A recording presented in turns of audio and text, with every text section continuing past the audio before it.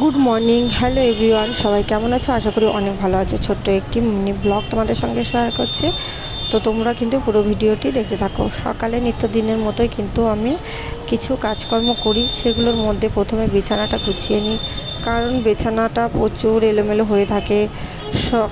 শোনায় যেহেতু ঘরের মধ্যে সমস্ত জিনিসপত্র সারা দিন ধরেই অগোছালো করে রাখে, তো সেই জন্য আমি যতই গোছানো আনো তারপরে আবার একটু পরে যা তাই করে ফেলবে, তবুও না গোছালে কেমন একটা দেখায়, তো প্রত্যেক দিন আমার এগুলো গোছাতেই হয়।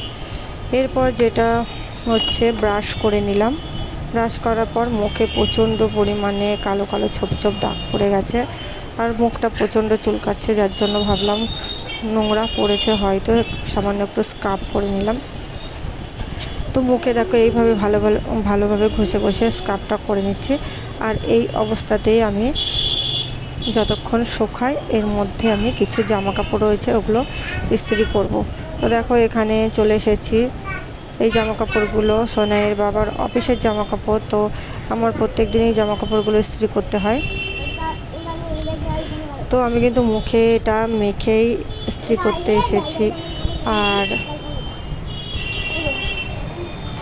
এদিকে সোনাই দেখো ওখানেও গিয়ে হাজির হয়েছে, আমাকে কিছুতেই এগুলো ইস্ত্রি করতে দিচ্ছে না। আর খাওয়াতে গেলে তো খুবই প্রবলেম হয়, কিছুতেই খাওয়ানো যায় না। যাই হোক, তোমাদের সঙ্গে এইটুকুই শেয়ার করলাম। ভালো লাগলে